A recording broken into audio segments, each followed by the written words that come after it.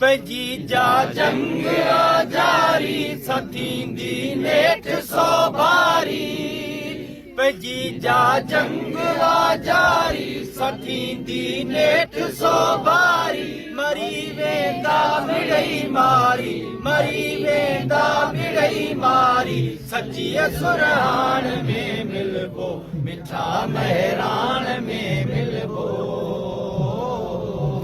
थिया जे कौम ता कुर्बा बुलन जा लखे ऐसा थिया जे कौम ता कुर्बा बुलन जा लखे ऐसा शहीदन जे रटे रत सा शहीदन जे रटे रत सा रतिया लालान में मिलबो मिठा महरान में मिलबो हुजे यूरप या लबनान जिते मारियो वयो इंसान हुजे यूरप या लबनान जिते मारियो वयो इंसान उनई माण्हू असांजे अरमा उनई माण्हू असांजे अरमा आई रत छाण में मिलबो मिठा महरान में मिलबो महबूब जे आहे हुसैन जी हाकमिया जेलियो मारिया यार बदल जो दिन प्यार संस गीतन जी गूंज सिंध में मारवरन के अर्पियल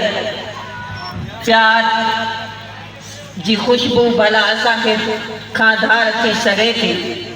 साइंसदाननि काइनात जी जोर जक जी गुजारत जे सुत सिधो करण लाइ सदन खां कोशिशा आहिनि उन्हनि मां हिकिड़ा साइंसदान ईअं बि चवनि था त इंसानी आवाज़ लहरनि जे सूरत में काइनात में मौजूदु आहे जंहिंखे रेडियाई लहरनि जे सूरत में ॿीहर ॿुधण जोॻो बणाए सघिजे थो सभु कुझु क्रेडिट साईं जीअं सैयद ते वञे थो मुंहिंजो बाबा साईं चवंदो हो त मूं में हैवानी जिबलतूं ख़तमु थी वियूं इहो साईं जीअं सैयद जे करे ऐं मूं कॾहिं पंहिंजे औलाद ते हथु न कयो त इहो को दान न हो पर इहा हक़ीक़त हुई हुन कॾहिं बि पंहिंजे पाण खे ठाहे पेश न कयो हू उहो ई हूंदो हुयो स्टेज ते बि उहो ई हूंदो हुयो घर में बि उहो ई हूंदो हुयो ऐं माण्हुनि जे साम्हूं बि उहो ई हूंदो हुयो जेको दुनिया हुनखे ॾिसंदी हुई दुनिया हुनखे सम्झंदी हुई ऐं न ई हुन कॾहिं घर में बि अहिड़ो को तशदुद कयो हुजे पंहिंजे औलाद ते ज़ोर ज़बरदस्ती कई हुजे कॾहिं बि न नंबरदान कर तुंहिंजो कागा हूअं बि सॼण वाह वाह हीअं बि सॼण वाह वाह इज्जत माब सदर साहब मानाजता मेहमानानी गिरामी मामा जी दरबाजा दी अभी वस्ती में शरीक साथी हो हक मौजूद सिंध मौजूद वक्त जो फीको फिरंदो रहे तो ॾींहंनि पुठियां ॾींहं गुज़रनि था जुमन करबदर खे ॾिसण वारियूं अचूं संस ॻाल्हियूं ॿुधण वारा कन मौजूद आहिनि ते हूंदे हिन महफ़िल में जुमन पाण कोन्हे प्यारा साथियो हीअ दुनिया मांझांदे जो माग आहे हिकिड़ा अचनि था ॿिया वञनि था अहिड़ी अहिड़ी ही चरखो हले पियो हिकिड़ियूं सूरतूं मिटजनि थियूं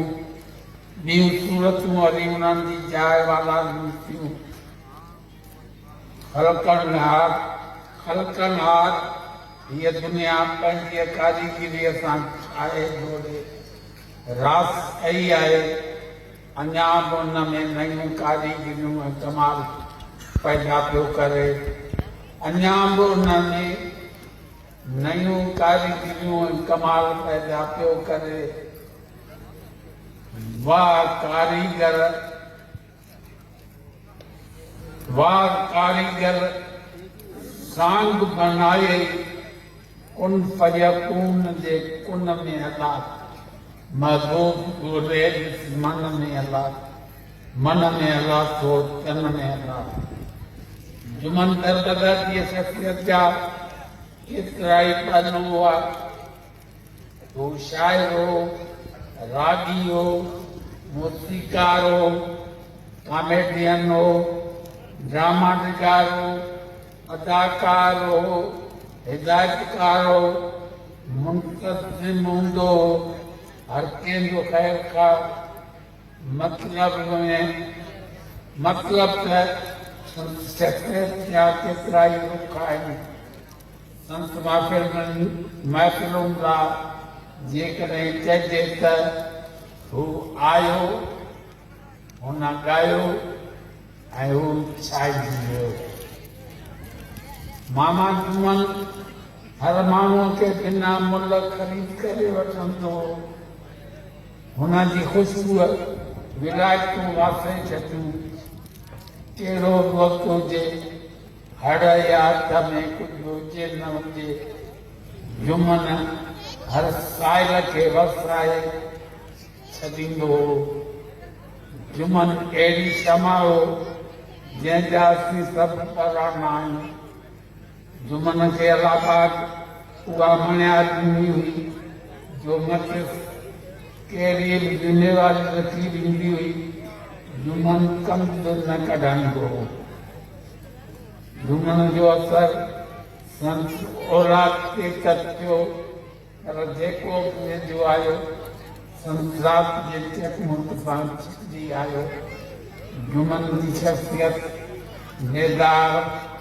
सभु कंहिं सां रिलंदड़ हुई। भलाई आई किरी भलाई पंहिंजी सभा जा सिर चढ़ियो। नोरा पा नी मुंह ते मधू तीन सॼियूं सजाइनि में महफ़िल में वेही जुमन जूं ॻाल्हियूं करियो। हिन जो किरदारु अपनायो। इहो ई जुमन जो प्रोग्राम आयो, इहो ई जुमन जो विषय।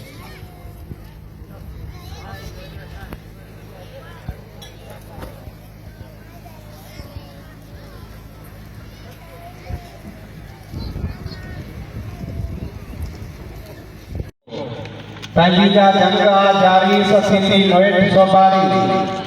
मरी वेंदा मिड़ई मारी सची सुरहाण में मिलबो थिया जे क़ौम तां कुर्बा उन्हनि जा